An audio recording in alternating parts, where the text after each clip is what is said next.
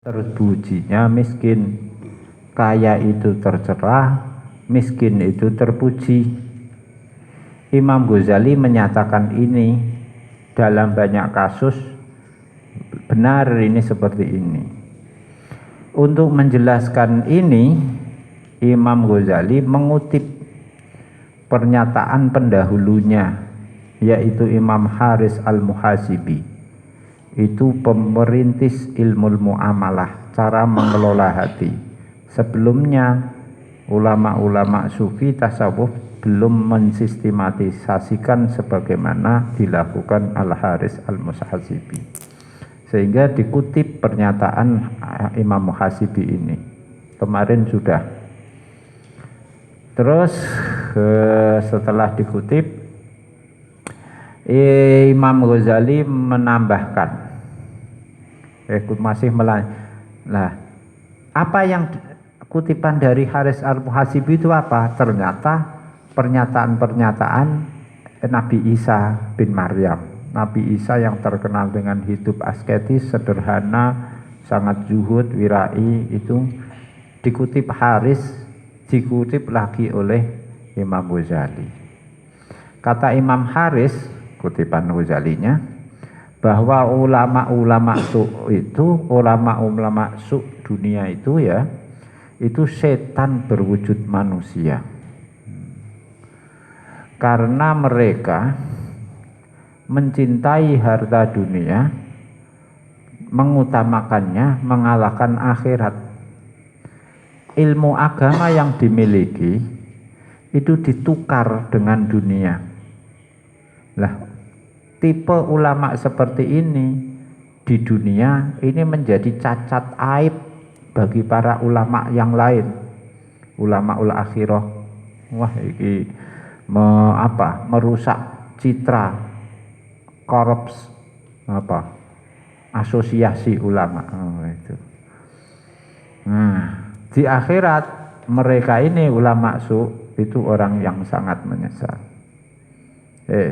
Kemudian Imam Ghazali menambahkan, memang iya, orang yang memilih dunia, mengutamakan dunia, mengalahkan akhirat, itu sebenarnya itu mereka terlihat senang, tapi senangnya itu mamzujun bitangis, itu sebetulnya menyimpan kegelisahan.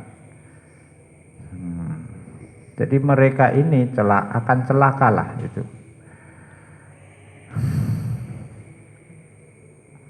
Wahai saudara-saudaraku, kata Haris ini, jangan sampai setan membujuki, menipu, memperdaya kalian. Lah namanya juga ulama ya. Ini. Jadi ulama-ulama ini diperdaya oleh setan. Bagaimana memperdayanya? Yakni dibisiki setan supaya menggunakan dalil-dalil argumentasi para sahabat. Jadi para sahabat ini dipakai dalil oleh ulama karena para sahabat ini mereka nyatakan orang yang suka menghimpun harta dan mereka kaya-kaya. Sampai di sini paham. Jadi para ulama berpendapat harta kaya itu mulia.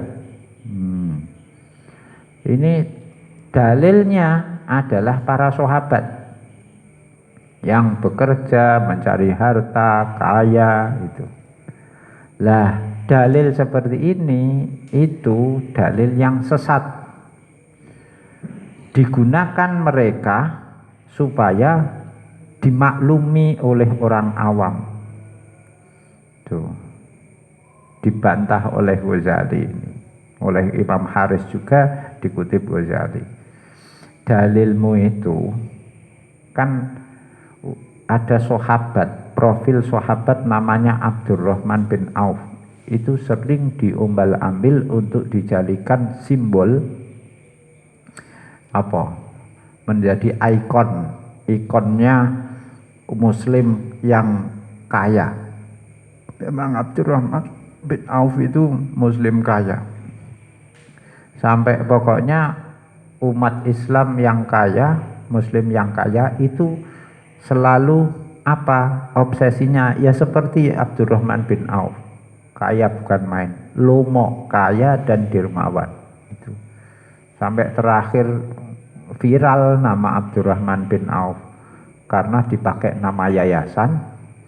Yayasan ini mengumpulkan dana sing ternyata yayasan ini terafiliasi dengan gerakan teroris. Nah, di Pati ternyata mereka salah satu caranya menghimpun dana itu nitip kotak-kotak amal itu.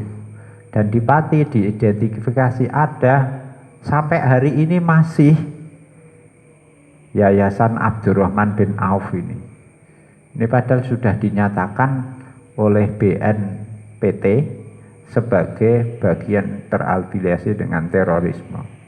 Organisasinya dibekukan, kotaknya masih mubeng, masih hari ini. Mbah piye, mbah gak ono sing laporno mbah piye gitu. Di Pati ada sekitar 200-an kotak itu. Abdurrahman bin Auf. Nah, nampaknya ini mereka itu sefaham, kelompok ini tadi, kelompok yayasan ini sefaham dengan ulama su ini, menggunakan ikon Abdurrahman bin Auf bahwa muslim itu harus kaya. Dibantah oleh Imam Ghazali dan oleh pendahulunya Al-Haris Al-Muhasibi. Bantahannya begini, ngene iku dalil kalian itu setan itu yang membisikkan. Soalnya mata za'amta, kalau kalian mengira sahabat-sahabat terbaik itu sengaja mengumpulkan harta itu, maka kalian ini sudah menggunjing mereka, sudah merendahkan mereka. Karena sebetulnya mengumpulkan harta dan hidup kaya itu hina. Kue ngenyak sahabat sugih, kue ngarani sahabat-sahabat sugih suka mengumpulkan harta, itu merendahkan mereka. Gampangane cara Jawa, kue ngarani para sahabat nglumpukno bondo kedunyan, iku ngenyak para sahabat itu. Igtabta as-sadah. Kalau sampeyan ngarani mengumpulkan harta halal lebih mulia dan lebih ungu, lebih mulia dan lebih luhur daripada meninggalkan, mengabaikan harta halal itu, tidak hanya sahabat yang kalian rendahkan, Nabi Muhammad dan para rasul ikut kalian rendahkan. Karena menganggap Nabi dan para rasul itu membiarkan para sahabat melakukan itu, melakukan pembiaran, berarti membenarkan tindakan para sahabat. Itu berarti kalian juga menghina Nabi Muhammad.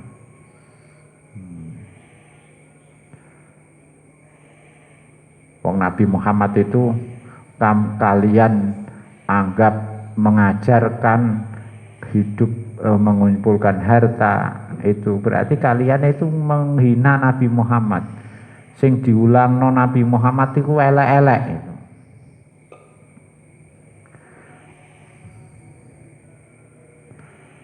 Lah nek nemukan hadis Nabi melarang hidup kaya, ya, kok membiarkan sahabat yang kata kalian hidup kaya, berarti Nabi membiarkan mereka.